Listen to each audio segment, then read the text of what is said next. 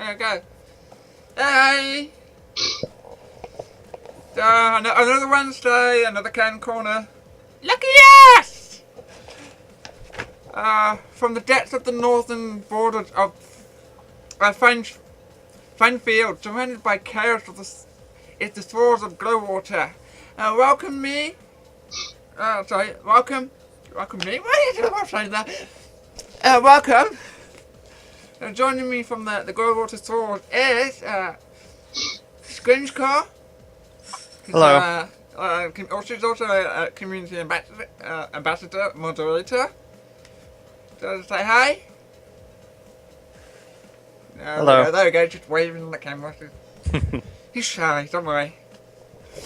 And if I get this wrong, forgive me, but I'm going to try my best. It's cake for daddy. Not cake for daddy. Crafeksterty. Crafeksterty, yes. That's me. Also, I'm a bit sick. Maybe some weird sounds coming from me from time to time, maybe. Yeah. With every kind corner, I keep an eye out on the Twitch chat for any questions, which I will bring up to the can at any opportune moment. And with that, shall we move on to the questions? Now, stop trying to bribe the sheriff of Glowwater and answer my question. I need to know what the clan's all about. Are you looking at me, Crafek? Yeah. Okay, so we are a competitive clan in Gods of Icarus. We do not have a casual side, so the clan basically exists to compete in the community events. We do have some sort of casual side between us, but like playing other games with each other, but mostly we're in Guns of Icarus. That's what the clan's all about. Under that, I think we'll come closer into the tactical side of our clan and what's going on our ships later, but in general we participate in the community events that are going on. We also like to keep small so that we know each other much better, so that we always are able to, sympathize with each other. So that's why we're always a small clan. Okay. Now, Glowwater Thralls formed on September the 13th, 2013. How did it come to be? We had a falling out with the old clan leader of Corvus, and we just said, since we have so many new members and only 3 of us have been together since the beginning, it was in the best interest that we just create something new that everybody felt that they were a part of. Yes. So you wanted there was just so many people you felt impersonal, so you wanted a more personal clan. No, we were personal. It was just that we had so many new members in between the last 2 months. Crafek has been with us for maybe 3 weeks when it happened. So we just decided to say, let's make a whole new thing, new name, and okay, all that. Cool. So what's the meaning behind the name? Or why did you come up with Glowwater Thralls? I actually don't know how Scrim came up with it, but it was actually very catchy, and we all agreed with it when he came up with it. It's a very lore-wise name for Guns of Icarus, so it's very fitting. Scrim, you have anything else? It was maybe a 3-hour session of us coming up with crap after crap, and everybody was just unhappy with everything that we came up with. And then what are the other clans doing? They have like a bird or some other animal or in front of them. Yeah, it was a lot of typicalities amongst many clans, even with Corvus at the time. So we were thinking, let's just do something very new. What can we do? And that's what we were thinking about, like 3 hours. Oh, what's new? What can we do? And then Scrim just came up at the end with, how about Glowwater Thralls? I'm like, that's catchy. We were Where is it basically from? looking. We were looking at the current official map for Goyo, which they say they might change, but who knows? And we were just looking at different cities in the Fjord Baroness, and Glowwater was there, and then put something on it. Sounded all right. Okay, so you mentioned Glowwater is actually based on the laws in Guns of Icarus. Did the clan enjoy being part of the lore? Did you come up with any stories for the clan being in its hometown? Not seriously. No, so it's not serious. It's just fun. You like being. Yeah, we have a home in Guns of Icarus. Is that what it is? Mm. Well, isn't it Glowwater? Yeah, Glowwater. Right. Yeah, the city name. But the problem with this is that currently Corvus in development, and everything that you might create lore-wise for your clan can and will possibly change when the official lore comes out. So yeah, we gathered a few things, like our clan being a entrepreneur firm or something like that, where the barons can hire them to do various shady jobs that they can't get other people to do. So a lot of money going in, and a lot of money going out to bribing, and so on. So the clan is a higher base contractors. Sort of. You have to know the name Thralls. The only people that can hire the Thralls is the baronies, because we are their Thralls. Okay. It's almost like, in a way, a personal guard, but not really. They're basically Sort of, yeah. freelancers inside the Fjord baronies. They don't care if they have to like move against some barons and some other barons' wishes and so on. So now that we're on the topic of laws, what do you think about the state of the laws in Guns of Icarus? So, where do you think we're at? Oh yeah, what did I say? Huh. You did have so much to say about it, didn't you? Yeah, there was like, it's very incomplete, but at the same time you can piece them together. For example, you know, the visuals of each and every ship, the description of each and every ship, but there's not enough description. It's not developed just yet, like Scrim said about the official lore not coming out yet, or it's not out yet. There definitely will be more lore in the co-op mode, perhaps, but right now we're in the skirmish mode, which is more about PvP, so not so much lore. All you can come up with now is descriptions from guns, the visuals of ships, the visuals of guns, etc. There's nothing much more than the costumes, maybe the themes. Okay, so what about for the world? Is there much laws for the different areas of the map? What about maps? Is there laws for maps? I think the most fleshed out lore of the maps is probably the ones you find in the descriptions when you load the game. So Northern Fjords will, for example, say that King Gregor's influence is very weak in the northern areas above Glowwater by the bay. And there's a lot of raiders up there, possibly also Anglian raiders attacking the baronies. And that's why there's a fight there, lore-wise. Okay. I really we like have, the map. Yeah, we have Canyon remember. Mirrors playing here in game. And Canyon says that it's the shortest way to get to between Anglia and what's it called? The Empire? Oh, the Chinese people. Yeah. Okay, so we're gonna move on to the competition side of the clan. Now, we're trying to work backwards. Did I didn't miss the sheet? Yeah, maybe I did. Oops. Anyway, so we're gonna talk about the last event, the hepatitis challenge. You dominated the league section of the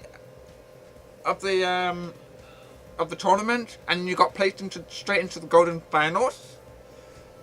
And you went against Cake, and you defeated the Cake, and then you moved up against the Storm Riders. What happened against the Storm Riders? I fucked up.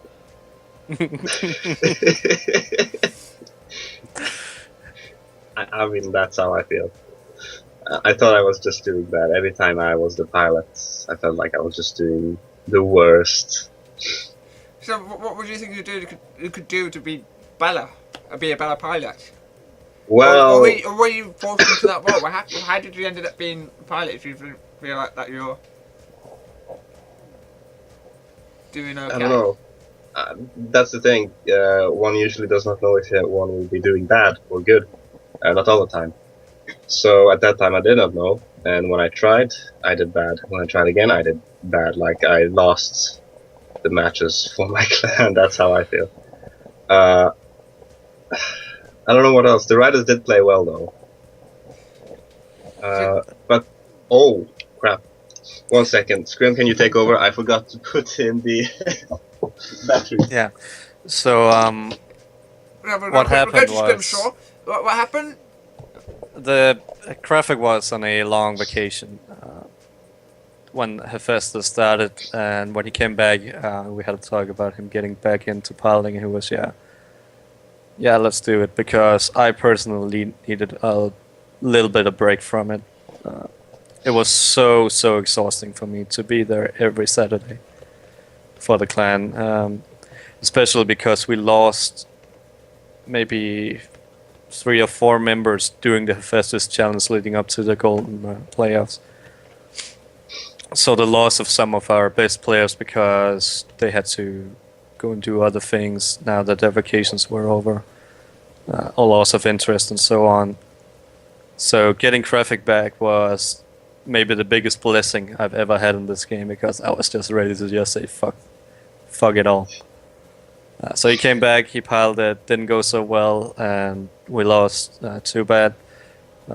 But 2 weeks after the Golden Playoffs, we had some more practice, and then Crafek brings out a Flag Spire in Sunday Community Skirmish and wins it with it. So that was a bit weird to see. And yeah, because after the Hephaestus challenge with all the Metamedians, I was thinking, let's go up against Metamedians. Let's just try and kill Metamedians. Let's find a way to make Metamedians uncomfortable. And that's where the heavy flag thing came up in SCS. Okay. So we just talked about the Sunday community skirmish. So we're going to be talking. There'll be a question coming up a little bit later. What do you think you would do to improve your performance? If you say the next time you'd have the hepatitis challenge, say.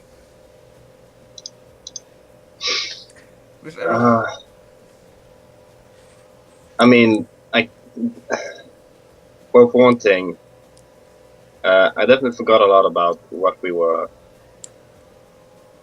about in the sense of gameplay. Scrim reminded me that we always like to flank, so we thought, let's try and flank. Scrim said, we always take time to flank, so let's take the time to flank. And we did that, we started doing that, and immediately it just clicked on my head, okay, now I understand why why we're doing so well. And maybe, and why maybe I have forgotten something in Hephaestus or something. Okay. It's So you feel that you were mostly let down by the fact that you weren't having your regular crew, you were just having someone new all the time. No. That's not my issue.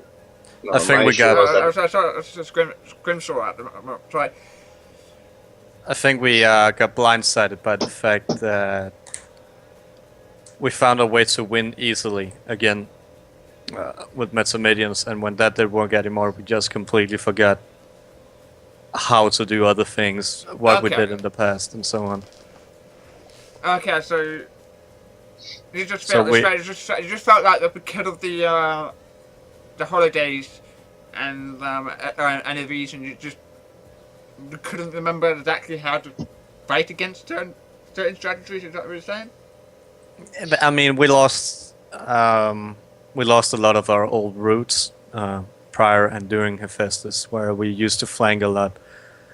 We changed it to straight out DPS going in, which is also why I think we lost in the golden brackets because we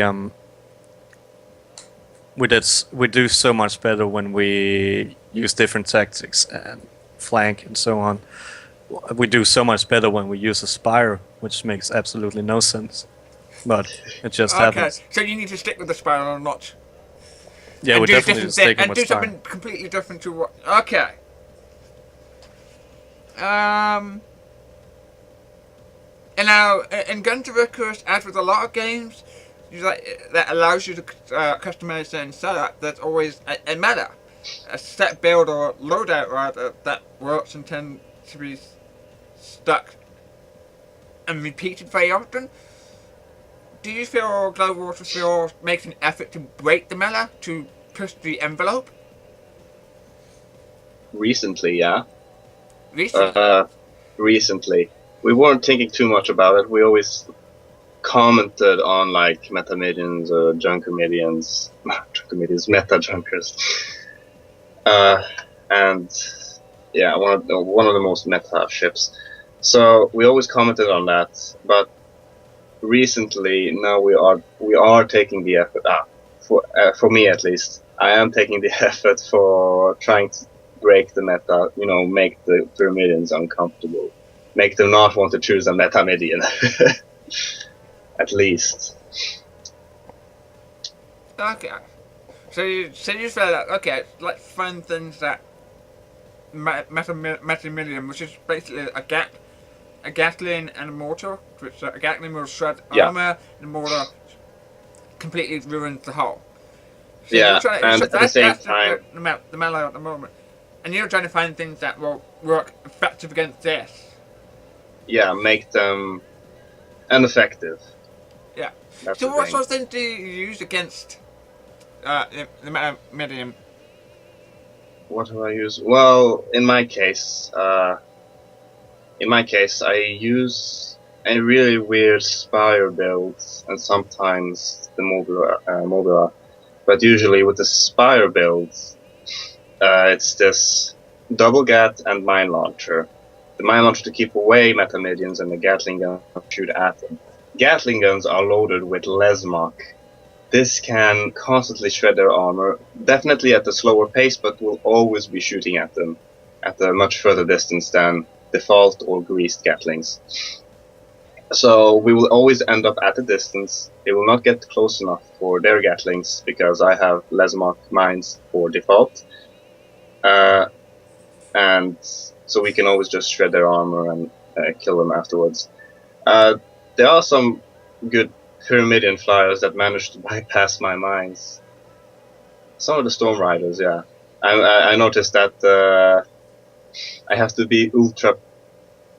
be very.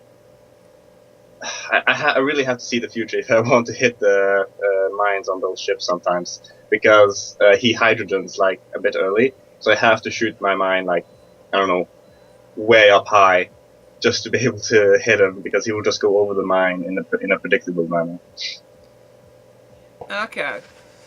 No, because the mines is all about predicting where they be in 3 seconds time. Because of the mine Yeah. has an arming time, it has an art, it's just slow and it takes a while to sell up. So you use the money to keep the millions back, and okay. On a spiral. Spirals are ships very well known for being what the game world tend to call glass cannons, which means they have a lot of firepower. They will shoot things and kill things pretty fast with the right build. But they're also very weak, so quite often Pyramidian will just ram the spiral and that's it, the spiral's gone. Yep. But that's the problem a lot of Pyramidian pilots have, is that they see the most viable option is to ram the spire, and when there's suddenly a mine in the way, they cannot ram the spire. Yeah. So that's how you hit maybe 80% of the Pyramidian pilots in the game, because they will try and ram the spire.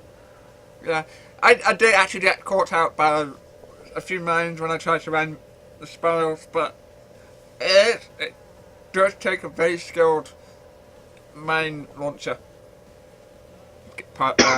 Gunner. Okay. So you mentioned that Mobula, which is also fairly squishy, so we say, like fairly weak. It's not as squishy as some of the other ships that we have in the game, but it's almost there. It's like the third squishiest ship. That I don't know. Like, it's squishy because the management on the Mobile is difficult. You can only almost always have one engineer on the hull, maybe 2 engineers, but mostly one. But the biggest reason why it's not squishy is because it can be incredibly dodgy. Maybe more so than the squid if the balloon engineer repairs the balloon like crazy. The only way you're gonna take down a Mobile is carronade. Yeah, pretty much. Yeah, so the Mobula is very long. The hull components, which manage to do armor, is on one side of the ship. On the other side of the ship is the balloon, which managed to keep the ship afloat. So that is basically what you're saying, is everything is just so far apart. Yeah, it's difficult to manage. That's why I usually have like one engineer on the balloon side, one on the hull, and one running around and taking the middle gun at times. There's also been a recent change to the hitboxes weapons, like on the actual ship, not maybe also on the output, but in the input of ships, it's now much more difficult to jump on the Top Gun as a pilot, I've noticed. Yeah. Yeah, about 4 patches ago, I believe, they changed it slightly. It's further back on the top. Yeah, it's the hitbox of every weapon. Yeah, that's right. They changed the hitbox slightly on the weapon, so it's actually now much harder to jump at. It can still be done. I found a perfect spot for me personally to get it up there, but it's all about timing. But it's harder. So we're going to move on. So we'll talk about the CE sports. Glowwater tend to regularly attend the CE sports events, such as the Saturday Social and the Sunday Rumble, and also the Sunday Community Skirmishes. Now these events are usually hosted once a week, separate events that generally are a good way to gauge new things without too much requirement to win. How do you feel that they can do in these events? We treat it as practice every week, but we still try to win, so it's not like let's do double squids, because double squid is so far from anything that's realistic in this game right now. But we treat it as a practice and we try to win, so we do fairly well with the things we usually do: spires, mobiles, goldfishes, occasional pyramidian, but yeah, it seems to win maybe a little bit more than a third of them, I think. Yeah. I think everyone wants to win, but it seems like the best event to try things that you've been practicing and thought, okay, we think this will work, and actually bring it up against actual competitive teams rather than random people that you might be practicing against in the. Yeah, that's against exactly Request. what it is. It's best of 3, and you just show up and you are sure to play somebody. Yeah, it's simple. And that makes it fun.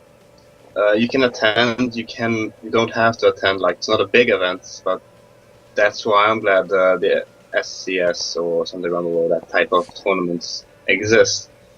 Especially for us, since we can't exactly have each and every player at the same time every time. We're all very diverse, coming from many different countries.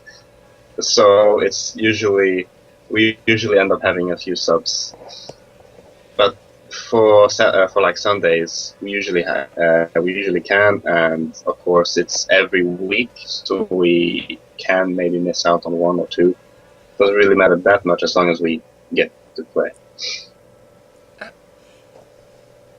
Nor what the clan's future? What do you plan to do? Oh, I'm not saying this right. Do you have any plan for the future of the clan? Where you want to be in 1 year's time, or in 5 years' time? I think we're fine where we are at right now, being one of the best teams, but not being the best. Because we'd rather be able to climb up further than having to climb down again. If you're the best team, you can't stay at the position forever. So you want to stay like keeping the same group for 1 year. You don't want to be expanding. You just want to keep the people. We're definitely going to be different family. in the future. Sorry? We're definitely going to be different in the future. We're going to see maybe new people coming in, old people leaving, etc. So we usually change on that. For example, we didn't usually have goldfishes. I was the first goldfish pilot when I joined Corvus, I believe, at one point. But then I invited Fiasco into the clan, and he started showing off some of his goldfish skills and, of course, other various ship skills. We also have another pilot who also can jump on a goldfish. So we started incorporating different things because of the diverse people that we have in the clan. So the clan is definitely going to change based on what people we have in the clan. Okay, so you're just gonna maintain the size. That's what you're trying to say. No, we're probably gonna get 2 to 3 more members to be able to participate in MLG events that's coming up. Because if you're down subs in MLG, you need to pull on somebody who is on your roster anyway. Okay, so we have to take slowly. more in. Yes, exactly. But when it comes down to keeping the same people, it's all about clan survival. If somebody says, I don't want to play anymore, that's fine. Totally fine. We just find somebody to replace. You can still be friends outside of the clan, but at some point, if you don't want to play anymore, then you can't participate in the clan. And we have to look forward. Yeah, to someone to make sure that you don't... Okay. So you just mentioned MLG. Do you think you're going to be attending MLG, the Major League Gaming? If it started tomorrow, no. Yeah, it'd be a while yet. They're still in the planning stages of the MLG charity tournament. Yeah, I think it's... it'd be after Aerodrome, I believe. It's very difficult because the MLG rules and the time that they post these tournaments, it can be very difficult for us. The MLG tend to be very much more North America. You guys are based mostly in Europe. Pretty much. So the time zone between North America and the guys where you are in Europe is very different, very huge. So attending events is usually almost you don't finish until after midnight. Yeah, pretty much. Usually, it's also that it's sometimes unreliable for us. We don't have enough members so that it's safe for us to attend. Like Scrim said, we need 2 or 3 more members. in the sense that we can reliably participate in tournaments with a full team on, I don't know, maybe MLG every Okay. time. Okay. What about Airdome? Are you attending Airdome? No idea yet. You haven't decided. We're based around 2v2, so 3v3 is a little bit in the black void of our clan right now. We'll definitely discuss it when it comes up, but currently we're not really comfortable teaming up with other teams. But it will be discussed when it happens. Okay. Now, personal questions. The spotlight is on. The tape recorder turned off. Okay, give me this. Give me this guinea. What's your favourite maps? Now we'll start with Crafeksterty. I like Parisian Rumble. I mean, it's a bit an easy choice for me, but I like Parisian Rumble, even though like you bump into everything. Skrimskraw? Battle on the Dunes is the best brawling map, so. The Dunes? Really? You sure? The Dunes? Yes. The big Dunes. open space. What, you like to Yes. snipe people out, the guys? Yes, you know how easy it is to set up a flank there because you can just go all the way around. It's so easy. Sure. Sure, you can have that. I'll let you have that. You don't believe me? We've done it so many times before, though. In the last episode, we were talking to the Billy Boys. I think it was the Billy Boys. And it was talking about the Dunes, and it was often they took a long time to actually finish the map. And I think it took like 2 hours.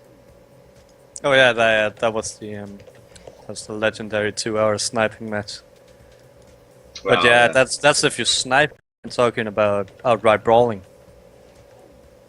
which makes basically it's a challenge coming in close at such an open map.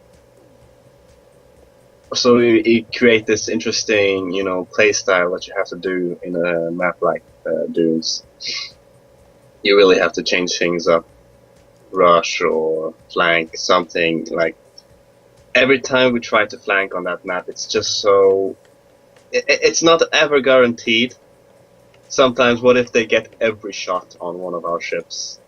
Then the other one won't be able to survive long enough brawling against them, etc. Like, it's risky in the sense that it's challenging, yet we know what to do.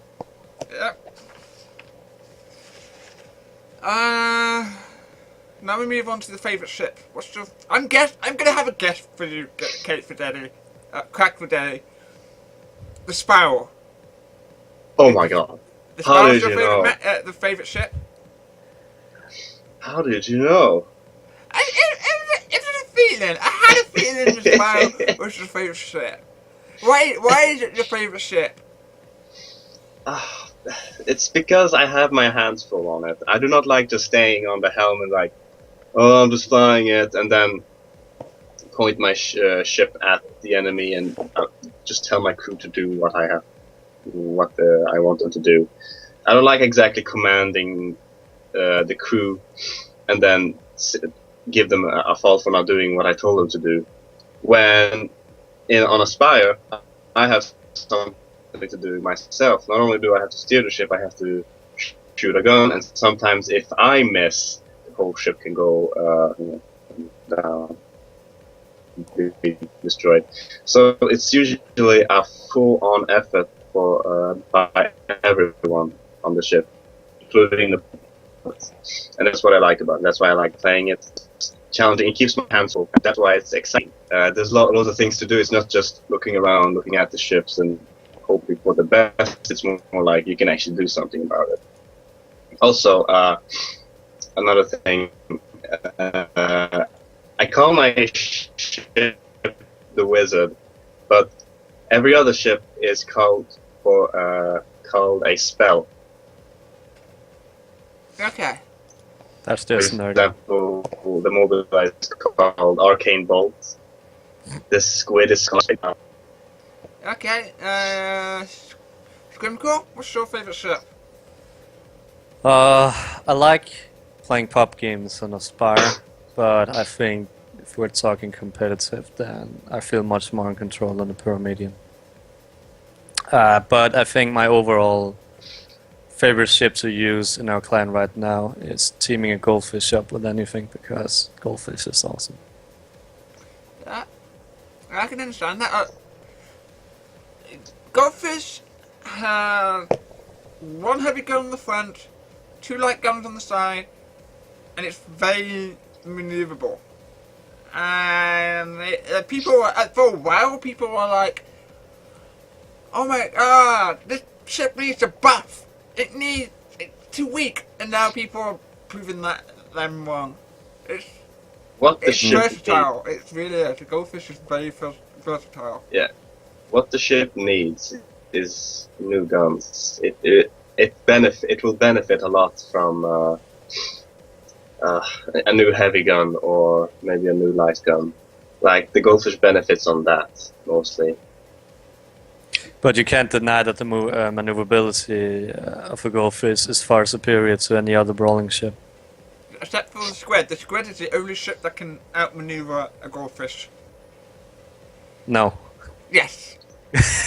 No. Yeah, it can. You don't want to. Not by much, but I can. Don't bring a goldfish. No, a squid versus a blender fish or a hawacha fish. That is. Yeah, there's nothing much a squid can do against the goldfish. Okay. Oh, I think, did we just lock? Oh, there we go. I'm blocking it. We froze for a little bit there. Yeah, sorry. My net up here is really bad. It's overheating slightly. I'm sorry. It's been starting to act up. Okay, well, we'll try and make it through. We've got another half an hour. You have to go. You'll see like waves of some coating. Just pellets nicely, like a little cat. Pellet nicely, okay? Yeah, you will see waves of good internet and bad internet. Oh, the Wi-Fi. Yeah. What's your favourite class? Crafeksterty. Crafeksterty. I can't do it. Well, of course I like playing the pilot, but I admire a lot the gunner. Did you get the gunner's your favourite? Mostly because on Aspire I rely... What? Okay. Culture, what's your favourite? Well, I obviously pilot as well, but I'm a big fan of engineers that know their work. So yeah. Also, I used to engineer back in the day. Okay, so favourite weapons. Do you have a favourite weapon? Why do you have a favourite weapon? Heavy flak. Because it's satisfying. It just kills in one shot. Come on, it's like dead. Yeah, that's why my favorite weapon, heavy flak, all the way. Heavy flak all the way. Kanshaw? I really love the Banshee. Banshee? I know it's not as good as the flak or the monster, but I just like. It's a lot of pew pew pew. It's quick to shoot, it can create a fire, and it deals some sort of explosive damage. Yeah, Scrim tried to incorporate the Banshee a few times. Even though it didn't do that much damage, they still managed to make something out of it. Which I like, but I still think that gun needs a buff. Yeah, it needs a buff, but it's still my favorite gun. Okay, so I'm gonna add. I'm planning to add a new basic question because laws are awesome.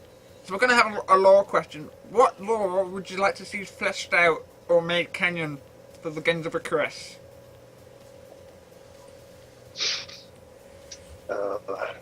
Oh, look at them! They're thinking hard. I could see a few smoke coming out of both of their heads. I think I would like some more information on the different factions and how they work, because some of them make absolutely no sense currently. Like the mercantile living in a barren wasteland. I would actually- What are they trading with? Who knows? But they're rich.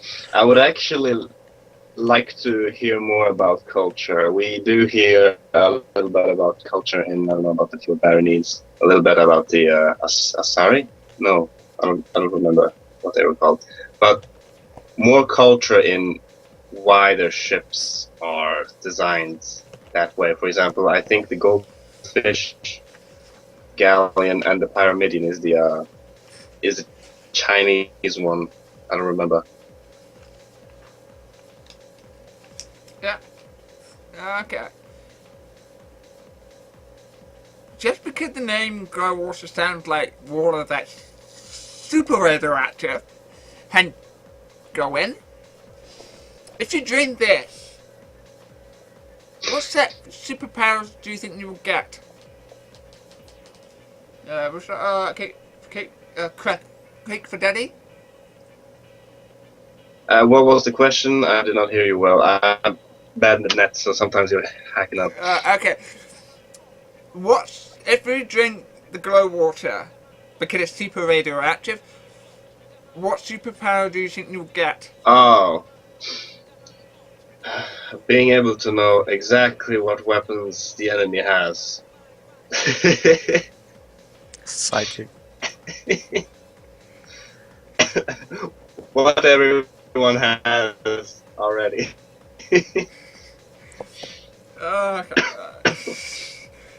Skrimskraw? I want to be able to look through clouds like every other team except us. So you think everyone can see you through the card and you can't? It's the thing, like, seriously, on a TeamSpeak server, how are they seeing us? We can't see them, and we're just spotted through a cloud the entire way into the enemy base. It makes absolutely no sense. I don't understand it. Wow. See, maybe it's just bad luck. Maybe it's just bad luck and they're actually on the edge of the cloud the entire time. No, the clouds are client side, so sometimes they'll be able to see us while we can't see them. What is your most memorable moment at Console? Because we just lost Crafeksterty. Most memorable moments in game, or like just in general with the client? Just in game or in general. Either works. What's your most memorable? What's the one that comes into mind first when I mentioned that question? I think the most memorable was actually winning something for the first time, because everybody in the clan had won something before me, and Crafek put this pressure on me by saying, "So Scrim, everybody has won except you," and I just said okay, and went out the week after and won Sunday Rumble. So that was pretty satisfying. But with the clan in general, is just hanging out on TeamSpeak after we played. What was the question, by the way? I had to hang up. You just spared it. It was what's your most memorable moment with the clan? A memorable moment with the clan. That's a difficult one, because there's like loads of memorable moments. That's a very difficult question for me. I think just being able to play the Spire was surprising enough.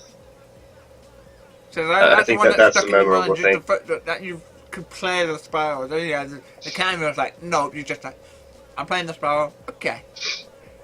Yeah, they let me play the Spire, and even though I was bad at that time, I managed to show them that it's not that bad. and of course they accepted me and they put me in tournaments after tournaments of Sunday Rumble with the Spire, which I was very appreciative of. And then I managed to even win with the Spire on with Merryman on the 3v3 tournament long time ago. That's where I upgraded the name from A Wizard to D Wizard.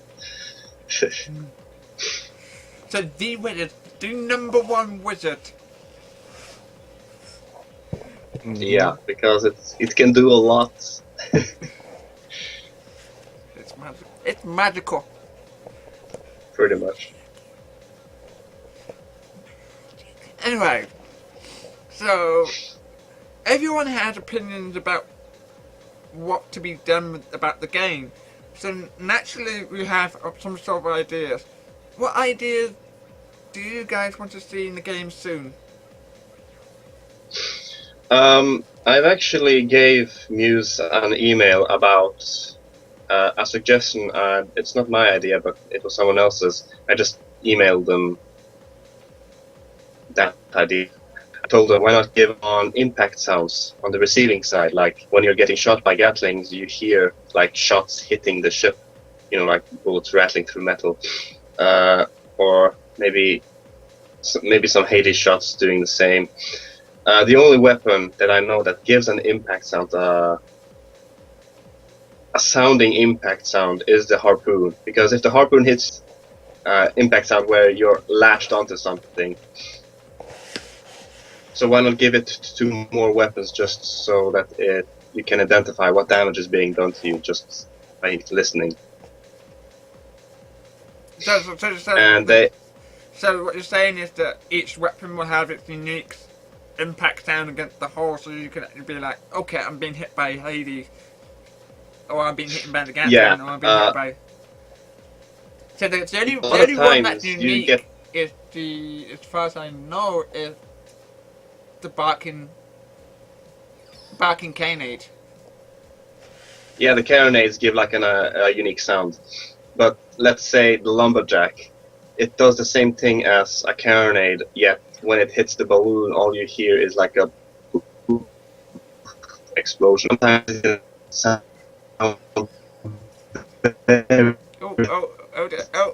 losing. And Gonna have to start over. Yeah, I think it's gone. Sound at everyone. Yeah, I think we just locked Cake Not back. Steady a bit there. Try talking. So what idea do you have, Skrimskraw?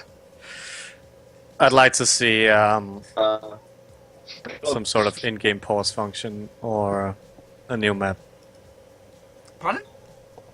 In-game pause function or a new map. So when you're playing competitive, you can actually pause the game if somebody disconnects. Okay. So in-game pause. So okay. So whenever someone disconnects, because one of the challenges of Hepatitis Challenge, especially in the beginning, there was a lot of lag. So people were playing a lot of lag because there was some issue with the servers, and then there was some issue with the netcodes. And often people have to come up with some sort of rules to manage the port, and often and I call it a soft port. But when this happens, often one crew might suddenly gain an advantage over the other because the cloud drifted in, or they float down, and it's nothing that they can do about it. So a game pause would be very useful.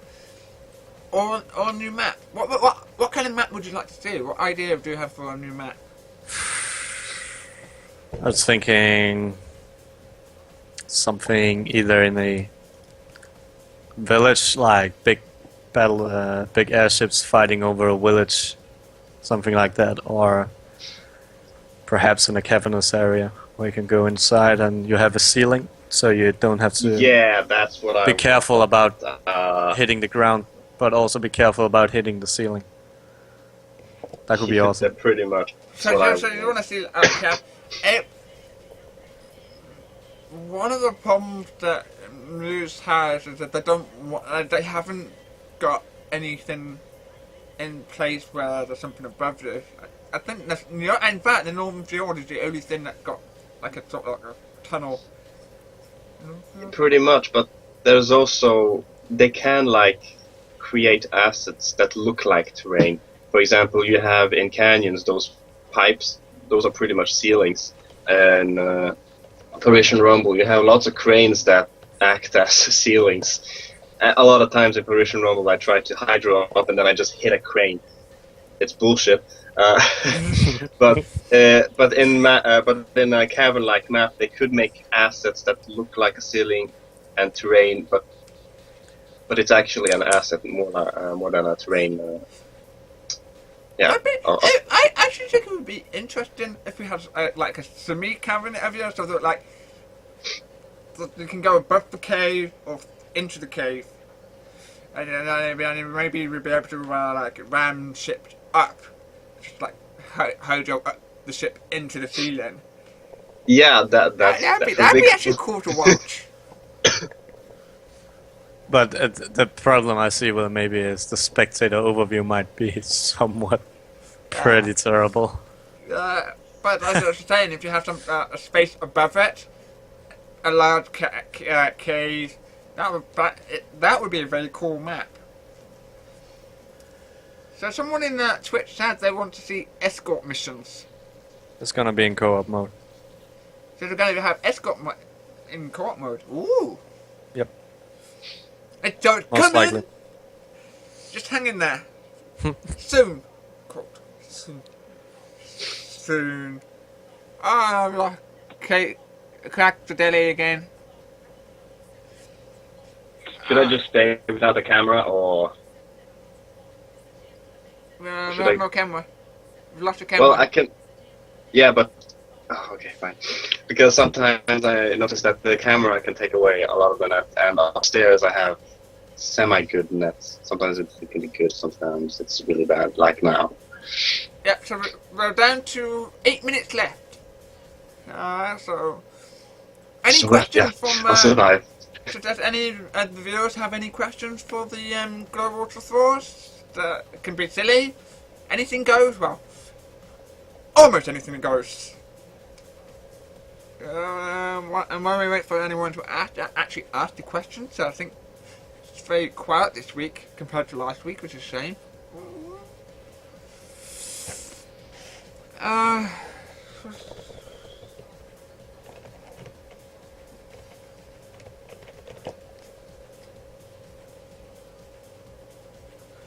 What's the story behind your avatar?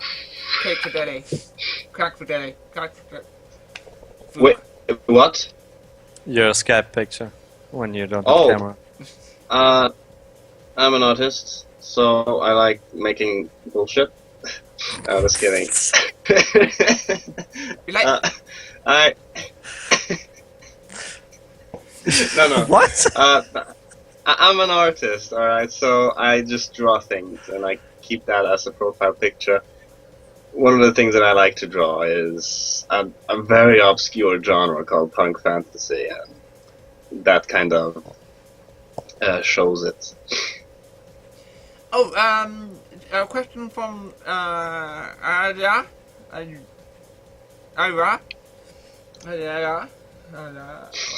did our logo come from?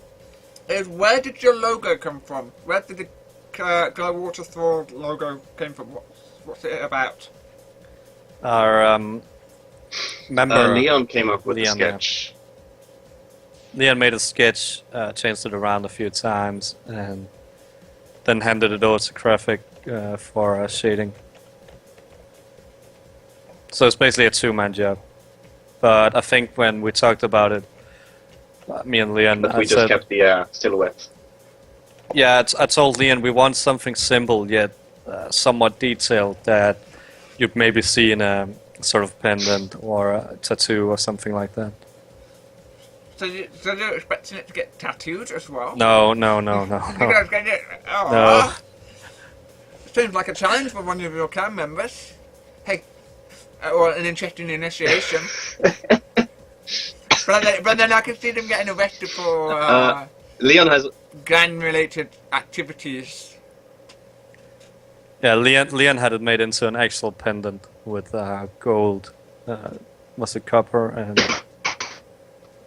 some sort of... One of your members actually made a pendant? Yes. That's actually really cool. Do you have a picture of it up somewhere? Yes, but I don't know if you can actually see it. Yeah, we should be able to find it. Okay. Yeah, but our forum is locked to everyone who tries to come in. I'll send it to you, Abby. Okay. Okay, so I'll try and put it up on the stream if I have time. If we have time, we'll 4 minutes, so we're kind of close. I want him to take a picture of that. Maybe you can see it, maybe not. Okay. Okay, my game guys just crashed, so I need to close it. Oh, I'm so sorry. it's okay. We managed to make it. We managed to make it to near the end. So, do you guys have any more questions? This is all I ask. We got 4 minutes. 4 minutes left. Okay, I'm sending the picture to you in a separate Skype Okay, conversation. I got that. So.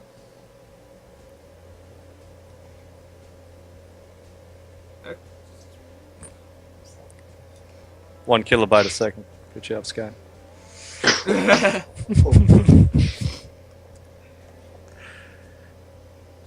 Okay. Oh, the blue team wins this match. We had a double Pyramidian and they beat a Spiral and another Pyramidian. So yeah, the thing about the logo made into a pendant is that the upper side had some 3D problems about it. So it wasn't possible for the jeweler to make it for him, so he changed it around to a former part of the logo. Ah, okay. So I got the image, and I just need to find it now. I think it's in my documents. It always seems to be hiding in my documents. There we go. So okay, so appearing on everyone's stream right now is the pendant based off the logo. Large cover. I want him to take a picture of that so we can use it as a logo. Like actually, if you put out, picture so I can crop it, what etc. you could do is put it on a sheet of paper like this. Zoom in and zoom in closer that fills the screen with the right lens. Yeah, but the thing cool, is, yeah, it would make a very cool logo. if he made a 3D picture of the logo, we can actually just put it straight into a program and convert it. Yeah, you also get the texture and the reflection, so it looks all nice and realistic. Yeah, okay, so disappeared now, so let's back to just us. I'm gonna come up with one more question. I think we can squeeze in one more question. Ooh, am I pretty? Yeah. I want to put you Come guys on on. the spot there. Oh, Just a little bit. You look dashing today, Abby. thank you. You guys look awesome too. Well, apart from Craig today, he looks a bit off. He isn't feeling very well. Yeah. Nah, Chips chips or, the cruise. oh, there you go. Chips or crisps? Chips. Chips? Chips. Chips. Chips, both chips. Now, here's why I'm so confused. I'm originally born in the United Kingdom.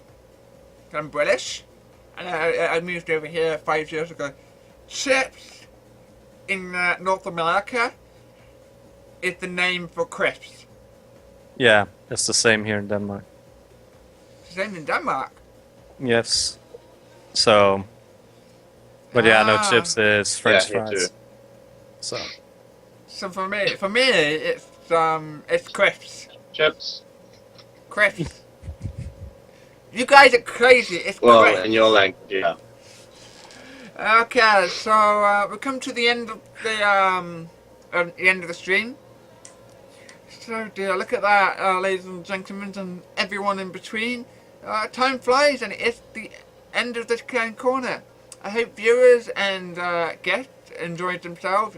2-2 from Crafeksterty and Skrimskraw. Bye. Sorry for the net. See y'all. Thank you. thank you for having us. Next week we have Canvas and possibly one other news.